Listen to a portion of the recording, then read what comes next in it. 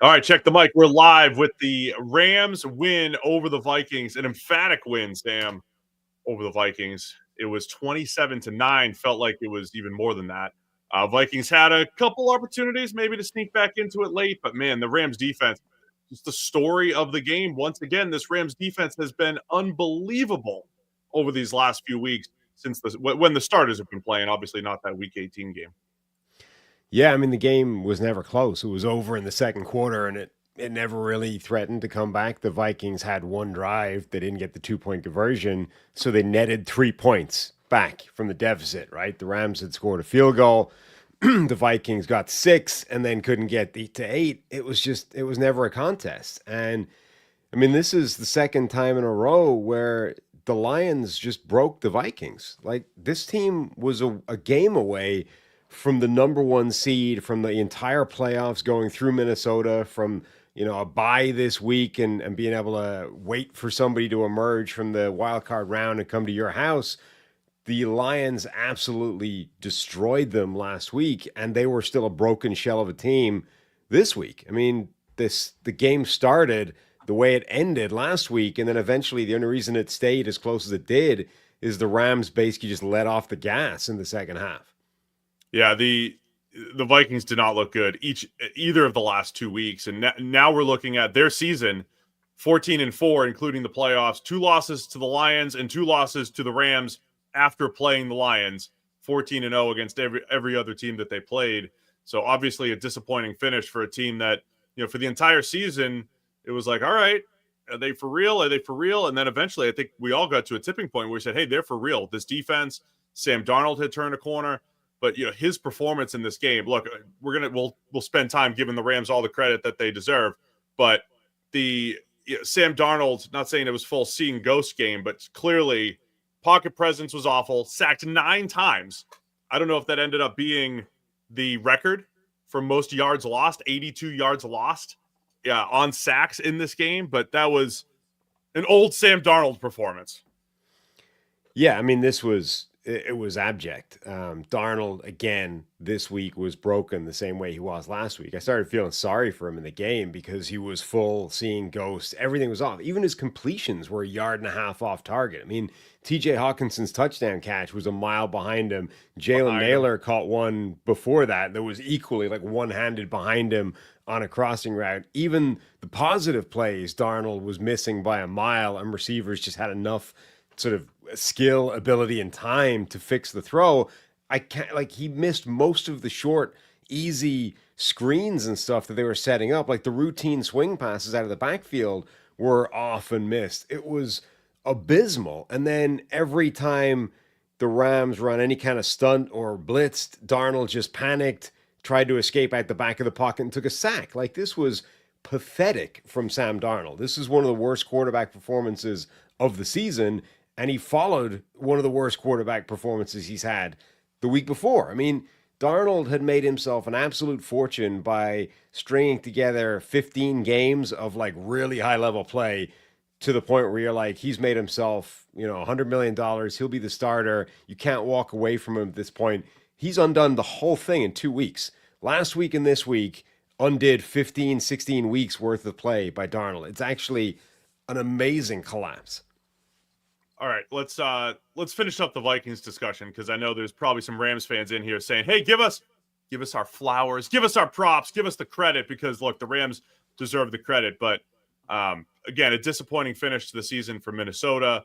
So promising all the way through. I thought right off the bat Stafford looked hot, right? Like Stafford came out firing. They came out throwing the ball down the field. Hits a downfield pass, hits Tyler Higbee up the seam. It felt like, oh, this is one of those Stafford games, but it really ended up becoming one of those Rams defensive games, man. Listen to this stat. This is wild to me. They gave up 42 against Buffalo in week 14, right? Remember the shootout. Stafford's going nuts and Rams kept giving it back to Buffalo. It was 44-42. Since they gave up 42 to Buffalo, the starters have played 4 games for the Rams. So take out week 18. In the last 4 games, they've only given up 33 points. They haven't given up more than 10 points since the Buffalo game. So this Rams defense down the stretch, look, I chalked it up to, hey, they played the Jets in some, cooler weather. They played the Niners in some rain. But this defense deserves all the credit in the world. And look, Darnold held the ball too long, and there was probably 5 sacks that I think he could have avoided, maybe more. Out of the 9, Yes. maybe it was 7. But the Rams were doing a great job. They got 2 sacks from defensive backs. I mean, they had Sam Darnold with some serious issues. They did, but this is the second week in a row where I think the Vikings were outcoached on both sides of the ball. This is the same as the first time they played the Vikings early in the season, where this Rams offense had the answers. And it almost feels like it's really, really difficult to decode this Brian Flores defense, but once you have the code, you have the code. It's like the Enigma machine, right? Once you get hold of the code, you can read all the transcripts. It's like once you finally crack the Flores code, you just have the answers to this defense. And this has been the story for Detroit every time they've run up against Flores, and it's been the story now with the Rams. They don't care what Flores is doing. Flores blitzing 5-6 guys early in the first half. They're just dumping it in behind him. And by the time the Vikings defense finally started to slow them down, it was already too late. It was already, the game was gone. And even you could see the first quarter, the Vikings defenders are trying to get a superhero play. They're trying to get a turnover. They're almost abandoning tackling in favor of trying to strip the football, because it was really obvious really early in this game that if they don't create a turnover, a splash play, a score, they're not going to win this game. So that side of the ball was in trouble right from the get-go. And then the offense was the same thing. Again, like last week, they just couldn't handle pressure. And, the Rams defensive line, their young defensive line, did a really good job. But it's you say this about the Texans all the time, right? It's they've never seen a stunt before. All they had to do was exchange gaps, and the entire offensive line just collapsed. And Darnold's reaction to any kind of pressure coming towards him was to make it worse. Either turn around and run backwards, or to just take a giant, dramatic step in a bad direction and cause even more problems. The Rams were great. They played a great game on both sides of the ball, but this was an embarrassing collapse by the Vikings. You're going to put it all on them, huh? I mean, yeah, look, pretty much. You talked about the Vikings maybe going for those turnovers. They almost got it with that Stafford play, right? They have him. It looks like he fumbled. He threw the ball away. Puka Nacua was coming back across the formation. I am a big-time intentional grounding apologist, right? Anything that's somewhat close to he threw it near a receiver, I'm generally, hey, that's not intentional grounding. This one was close, though. Wasn't really throwing it near towards really. Puka. It was. What should it have been? I mean, it certainly wasn't close to being a fumble, which is what they were calling it. No, not a fumble. Quite an obvious incomplete pass. The intentional grounding is what I'm talking about, because Puka was coming across the formation. The ball landed 2 yards from him, so I thought it was fine, but that was close. I mean, that was close to getting the turnover that they wanted. Looked like it was going to be a tie game off the fumble, but obviously it was just a Stafford throwaway. Right. I mean, that's the thing. It was one of those plays that looked like it was close to something, but actually wasn't really anything for the defense. They were close to getting a sack and actually ended up just getting an incomplete pass out of it. That was the problem. They were trying to get these big plays, and you thought maybe that's the kind of play they needed, right? They needed something like that to create a massive turnover, a scoop and score from them to try and reset the way this game started, and it never came.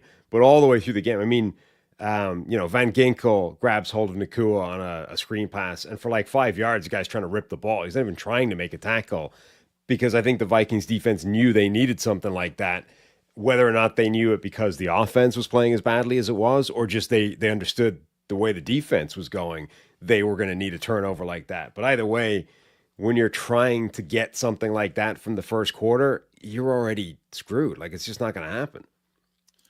The other play that a lot of people were pointing out, X's and O's wise, the first touchdown for the Rams, Sam, boot action from Matthew Stafford. This was fantastic, man. They run boot action, pretty standard play. You put you flood the field with 3 receivers to that one side, and you basically have a high, medium, and low option to the boot side. But they put a 4th option out there. They leak Kyron Williams out of the backfield. I saw Dan Orlovsky say he's never seen this. I saw some other people say, hey, everybody's going to be copying this one. Essentially gives a 4th option. Teams had added this wrinkle to the bootleg a couple of years ago, where they had a second man through into the flat, and it just kind of breaks defenses. It was an unbelievable design for that first Rams touchdown. The Rams looked like they were ready. They kind of had a bye last week for their starters. They were ready to play this game, and they had this unique play call for the first touchdown. Yeah, they were. I mean, this was the team. Remember that, like the Rams are the team that have had everything this week disrupted, right? They're the team that have had to basically evacuate Los Angeles on the back of the fires and fly to Arizona and set up home away from home. And it would have been very easy for the Rams to have come out looking like the Vikings and been flat, and we could have all sort of put it down to, well, look, real life was a bigger factor for them this week than a football game. But the Rams were the team that was dialed in. The Vikings looked like the distracted team that was lost in everything happening outside of the game. I mean, again, second week in a row, I think they've just been outcoached on both sides. The Lions had game plans that absolutely destroyed them, and the Rams had game plans that absolutely destroyed them. For the Rams defense, man, too, again, haven't given up more than 10 points since they gave up 40 plus against Buffalo. I was not expecting this stretch of play because they did not look like a dominant defense at any point this year. But it's now the second straight year. We've highlighted this a few times. They went young on one side of the ball. This defense is a whole bunch of first, second, and third year players. A couple veterans sprinkled in, but a lot of youth. They drafted 4 defensive linemen, and now you're seeing almost right off the bat, second play of the game, Jared Verse is bull rushing Cam Robinson into the lap of Sam Darnold. Darnold's not handling collapsing pockets well the last couple weeks. Byron Young comes around, gets the cleanup sack thanks to Verse. You've got young ends, young interior pass rushers, the youth movement at safety and in the secondary. Just an unbelievable job of rebuilding this defense. And Chris Shula making the play as the defensive coordinator. The whole thing coming together down the stretch here. And look, when they play this Eagles team, the Eagles have been unreal defensively too. We're going to see a potential slugfest. We saw them earlier in the year. The Rams defense was not the same earlier in the year. They were light up front, and you can lean on them. The Eagles did that, but they're playing so much better now than they were when these two teams met earlier in the year. Yeah, absolutely. I mean, Jared Verse looks like an absolute superstar. Right away, he just bull rushed Cam Robinson back into Sam Darnold's lap. Like, that guy's power is insane. He might have the best bull rush in the NFL from an edge rusher as a rookie. Which is pretty unheard of. It's impressive the power that he's able to generate. And they're getting contributions out of the rest of those defensive linemen as well. They've been so impressive. I do, however, think that this game, I don't know what to make of this Rams defense. Like, yeah, you're right. They've had a run now where they've done it to several teams, some of which are bad, some of which are good. But like, this is such a bad performance from Minnesota that it's like an asterisk. Like, I don't know what this Rams defense should look like based off the back of this game. The same way they caught some of it too. I mean, Darnold's right, holding but this on it was like last week, right? Go. The Detroit Lions defense is hemorrhaging yards, pressure, or yards and points to basically everybody, and they absolutely annihilated Minnesota last week. That is not the Lions defense like finding the answers to everything. That's Minnesota absolutely like imploding in the last 2 weeks of the season when everything was on the line. So we're not going to know what this Rams defense can genuinely do against a decent team until next week, because the Vikings, who were supposed to be a decent team, apparently weren't. Like, the glass slipper disappeared and Sam Darnold turned back into a pumpkin. Our week 4 prediction came true in weeks 18 and in the wild card weekend, basically. Yeah. Right as soon as he sucked me back in. I mean, there's all sorts of long-term implications here. Just 2 weeks ago, it looked like, how could the Vikings not bring Sam Darnold back? Now it's like, all right, run it back with J.J. McCarthy. Just get J.J. McCarthy out there with this group of playmakers, see what he could do in year 2, and let Darnold walk and move on. I mean, the only good news from their perspective is that their starting quarterback hasn't actually seen the field yet. Like, theoretically, J.J. McCarthy was supposed to be the starter this year, at least after a week or two, and he obviously went down with a knee injury. We haven't seen him. So, theoretically, this team that just won 14 games with the backup hasn't actually seen what the ceiling can be with their starting quarterback yet. And if J.J. McCarthy fits in neatly with this draft class of quarterbacks, I mean, Bo Nix took a team to the playoffs. Jaden Daniels looks phenomenal. Drake May looks really good with no help whatsoever around him. Michael Penix has looked pretty good in a couple of games, limited action. And then Caleb Williams has been up and down. This looks like a very good draft class of quarterbacks where JJ McCarthy fit sort of neatly in the middle somewhere, right? Depending on whose rankings you looked at, he was in the middle of that group somewhere. If that's true, if he belongs in the middle of that group somewhere, he should be a good quarterback for them. People in the chat think Darnold could still be back here, but I mean, honestly, I don't know if they're going to do that based off the way the season ended. We talked a couple weeks ago. We said that this is the stretch, right? This is a huge stretch. Passed the test against Green Bay in Week 17 and failed the last 2 weeks in Darnold. And look, I want to give the Rams proper credit, but you're right. Like 9 sacks for the 82 yards. We all saw it. It wasn't they're getting pressure in 2 seconds and he has no chance. There was a couple plays in there. Most of these, he's holding the ball forever. And they were also like third down where you might be in field goal range and now you're out of field goal range, or you might be in go for it territory. Just bad game management on top of it from Darnold with the 9 sacks. It was actually an amazing collapse. Like, it was the kind of collapse that had become unthinkable based off what he'd done up until that point in the season. Like, everyone's sort of saying, like, this is who Darnold's always been. He wasn't this for the rest of the season. One of the things we were saying is that even when he screwed up, even when he made mistakes, even when he had bad plays or even bad games, he was able to bounce back. And one of the things that Kevin O'Connell had said about him was, like, he's so proud of that mental resilience and his ability to come back and fix a mistake and still make a game-winning drive after he's made an error. This was what we'd never seen from him. This was like a full reversion all the way back to seeing ghost New York Jets Sam Darnold, where he lost it and never got it back. Like against Detroit, he came out, it was a little off right at the start of that game, and then you could almost see it. Like he lost total confidence in his own ability and went back to being the guy that couldn't diagnose a defense against Bill Belichick, and was seeing ghosts on the sideline. Like he almost instantly, like a switch flipped, and he was back to that. And everything that happened the rest of the season disappeared. And that, I don't think anybody, well, no, I'm not going to say nobody saw that coming, because plenty of people did, but with no evidence to back it up. I think that was an ending of the season that seemed extremely unlikely 3 weeks ago, right? And we were talking, I mean, I went on Matthew Collar's show. You're like, they probably have to bring him back now based off what we've seen. And every win from this point on makes it even more difficult to walk away from him, because each one is more important, right? If they'd won a week ago, they'd be the 1 seed. And now it's almost impossible to walk away from him. If you win again, you're in the conference championship game, and then it's, so every win would have made it even more difficult. What I don't think any of us saw coming, me, Matthew Collar, you, etc., is what if he just completely implodes the next 2 weeks? Like he goes and starts looking like week 1 and 2 Bryce Young, where it's like, we can't run an offense looking like this. You can't execute anything I'm asking you to do. I don't think we saw that coming, and that's exactly what happened. That makes it very difficult, because I don't know what you do with that as an organization. It's like we had 16 weeks worth of completely different player that we thought we'd mended. And then in 2 weeks, it's like he hit the reset button and undid all of that. The other interesting aspect, they've reset their cap situation. They're in a much better cap situation than they were a year ago, maybe as good as anybody in the NFL as far as good teams go. Because they have the rookie quarterback. They've gotten out of some bad contracts.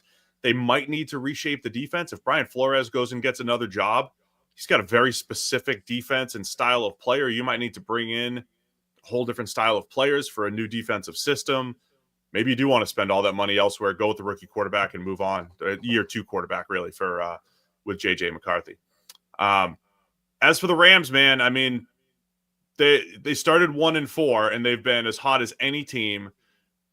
Young defense coming together, and then what they're capable of doing on offense, right? We kind of saw it early in this game, and like you said, they kind of took their foot off the gas as well. But the ability of Puka Nacua to take over a game, Stafford to get hot at any given time. Tyler Higbee left the game with an injury, but he looked really good, joining the team late this season with coming off of his injury. Kyron Williams, what he's able to do. It's a good team, man. It is a good team that I think can go into Philly and maybe pull the upset. I'll be guilty this week. Every year I warn everybody, don't overreact to wild card weekend.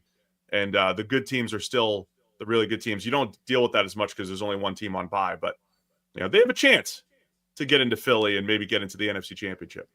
Yeah, I mean, I think both the NFC teams that won look like they can be dangerous. Like we've already seen Washington do damage against good teams. I think the Rams have shown that they can do damage against good teams. Now they lost to Philly earlier fairly conclusively. But I do think that, they have shown that they can catch fire and be really good on both sides of the ball against good teams. So, yeah, I mean, I think at the minimum, you can't write off either of those two teams. All right, man. Anything else on this one? Rams get the win 27-9. It was the record sets. The record set here. Most sack yards lost in the Super Bowl era with 82 for Sam Darnold. Tied for the most sacks by the Rams in a game. And fewest points allowed since their NFC Championship win against the Bucs back in '99, the Kurt Warner year. Remember, the Greatest Show on Turf won like 13-9 or something in the NFC Championship against the Bucs. Defensive battle on their way to the Super Bowl against the Titans. Yeah, it was the most sacks, I think, in a playoff game. At one point, it was also the most sacks in the first half for like 25 years. It was all kinds of records. I mean, this was. You cannot overstate that they squeezed the entire Philadelphia Eagles collapse from a year ago into 2 games. They kind of did.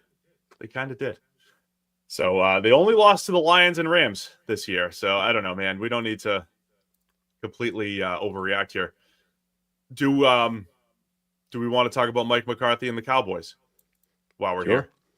Mike McCarthy will not return as the head coach of the Cowboys. There's already rumors and rumblings about Deion Sanders having conversations with Jerry Jones.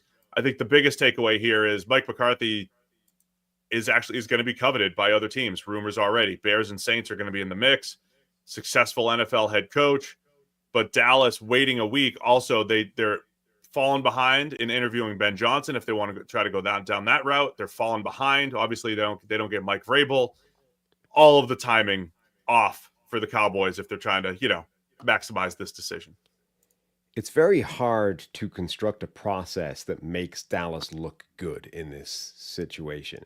And that's not to say that the outcome or that the decision is wrong, right? I think it's very easy to say the correct decision for Dallas is to say, no more, we're moving on from Mike McCarthy. I think you could have made that decision heading into the year. Anything short of improvement from the previous season equals McCarthy doesn't get his contract renewed. I think that was pretty easy to do. And obviously that went out the window very early in the season. So I think you can easily argue the outcome is sound.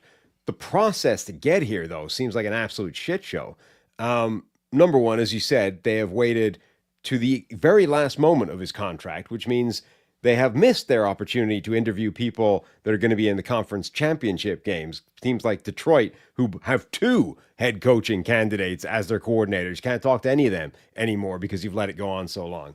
You also, by letting it go on so long, specifically blocked Mike McCarthy from interviewing for the Chicago Bears when they wanted to talk to him a few days ago, even though it sounds like you knew this was going to happen a few days ago. So, I mean, that's just a dick move, right? Even if is it within your rights contractually? Sure. Is it also an asshole move for a guy that you wish the best, according to your statement?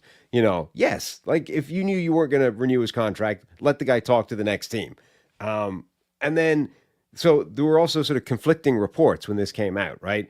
Tom Palazzolo, I think, had the first tweet, and he said they wanted to bring him back, but they couldn't agree on the number of years they wanted to bring him back for, and that's why the talks broke down. Schefter tweeted afterwards and was like, they never got as far as talking contracts. Like they decided it wasn't going to happen. And that's also kind of what Jerry Jones said in his statement. Like they got together, they debriefed on the season, and it became clear in those debrief conversations that it was in the best interest of everybody if we part ways, right? But it's just, the whole thing just feels directionless again. Like remember last offseason when they kind of got paralyzed in free agency and just did nothing? And it's like, what is this? Like, what are we doing here? They've just done it again, but a head coach. It's like, let's just sit here and talk about it for a while. And then eventually 5 minutes before his contract is due for renewal, we'll decide, no, actually, see you later. We'll figure out something else. It's funny because Troy Aikman says he doesn't think it's a great job. He's like, I'm being honest. I don't think it's a great head coaching job. I think it depends on perspective because it's job. If he gives you a 4-year deal, like you got 4 years, man, you got 4 years to figure it out. He hates firing anybody. Yeah. So on one hand, you got some job security. Now, you and I joke all the time. The dream is to get fired after the first year and get paid to do nothing. But, assuming you want to work, there's some job security there. Right. What Dallas is missing, though, is just because I know they have smart people in the organization. They have good evaluators of players. They have good analytics department and people there. They've hired people from some of the best organizations in the league from a analytics and data perspective. I know there's smart people in the building, but there's something that missing at the top tying it together, right? What Howie Roseman does in Philadelphia, what Eric DeCosta does in Baltimore, where every move has a purpose, where every move, even the little ones, even just picking up a backup guard with an idea that maybe he could start, every little move has this ultimate purpose to make the team better. Like, they're just missing the nuance. Signing people to contracts that are team friendly, signing players at the right time. So from that perspective, maybe it's not a great place to go, but that's what's missing in all of these decisions, from late contract decisions to signing Zeke both times to the way they handle the coaches, every last one of them. It's like you're just not playing the game correctly, even though you have been blessed with some of the best talent in the NFL over the last 8 to 10 years. Jerry Jones is 82 years old, right? That's quite old, right? And Billy Connolly used to have this bit years ago about Ronald Reagan when he was kind of on the way out. And he was saying, that man is sitting across the desk from the nuclear button, right? He was like, my dad is 10 years younger than that, and we don't give him the control of the television, right? I just saying, look, Jerry Jones bought the team. It's within his rights to do whatever the hell he wants with it. And that's kind of the point that he makes on a regular basis, right? I'm never going to give this up. Why would I? It's my personal plaything. And as a fan of billionaires, I have some respect for that. I do, however, think that in normal circumstances, 82 years old is kind of the point where most people stop listening to old people, right? And treat them as kind of, your best days may be behind you. Maybe we're not going to let you make the decisions for this, whatever this is, whether it's, family finances, where we're going on holiday, whatever it is, you're probably not going to have the deal-breaking vote anymore because you're 82 and you're probably not as sharp as you used to be. Jerry Jones, though, is still running the personnel side of the business. And yes, great job security. He's probably not going to fire you because the man just doesn't like doing that. You're going to have 4 or 5 years to just keep going at this. On the other hand, you have to make it work with whatever he serves you up. And he's going to do things like just forget that his quarterback has a bonus due this week if you play him, right? Which, by the way, remember you were like, let's wait and see how that plays out. They'll probably pay it out. Nope. Jerry Jones came out and said, I didn't even know we had a bonus. I don't know what you're talking about, which I believe him, right? I genuinely think that that's true. He had no earthly idea that the dude, had he played in that game, was going to get $250,000, whatever it is. I also think that's quite a problem. So this is what I'm give him saying, the benefit of the doubt. Was that his call or McCarthy's call to go Trey Lance last week? Either way, I think Jerry Jones should have known about it and could have done something about it, like pay the man his money. Try to give him the benefit of the doubt. Anyway, Dallas looking for. I already see Browns people suggesting, hey, trade Dak to Cleveland for the number 2 overall pick, draft Shedeur, bring in Dion. Boom, there you go. Dion and Shedeur going to Dallas. Dak, of course, and the Browns have Dak. Yeah. No trade clause in his giant contract. So in order for that to happen, the people of Cleveland need to convince Dak Prescott that Cleveland is a good place to be playing football for the next few years, which seems reasonably unlikely on its face. I am, however, kind of here for the idea that Jerry's just going to hire Dion. Like, the one thing that Jerry Jones covets above all else is headlines. And Coach Prime coaching the Dallas Cowboys, I mean, it's a shouty show. It's a shouty show explosion. Like, I can't think of anything that would create more shouty show segments than Coach Prime coaching the Dallas Cowboys.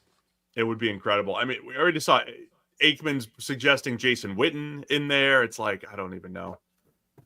Do they have to have worn the star to be the next coaching candidate? I don't get it.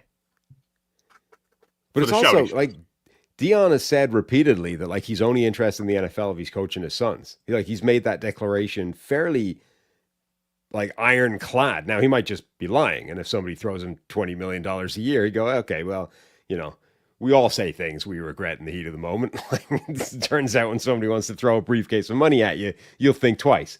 But if he means it, then is this a package deal? Like, are you now having to figure out how we rid ourselves of this insane Dak Prescott contract? Like, again, more headlines. Jerry's loving this. Like, the more awkward this is, the more Jerry's in love with it as an idea. I'm excited to see it all unfold. So Mike McCarthy out. He was the offensive coordinator for the Saints back in the day. It does sound like the Saints will be involved, and we'll see who else is involved. He's been a solid head coach when he's had Aaron Rodgers and Dak Prescott under center, right? They hit a wall in Dallas. My favorite suggestion was Ponies, who wants to get rid of Mike Tomlin and bring in Mike McCarthy. It's like, let's get rid of one good, not great coach, or get rid of one good coach who's hit a ceiling and replace him with another good coach who hit a ceiling. Again, trying to give the benefit of the doubt to our friend Andrew Filipponi.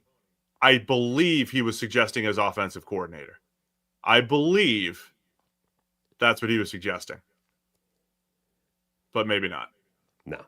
I mean, that'd be a move for Pittsburgh. And even if he was, I'm almost certainly plenty of people out there that are thinking for head coach. I'm not going to give Pony the benefit of the doubt at all. So we'll roll with that. He wants Mike McCarthy in Pittsburgh. He's a Pittsburgh guy. It's where he's from. Bring him home.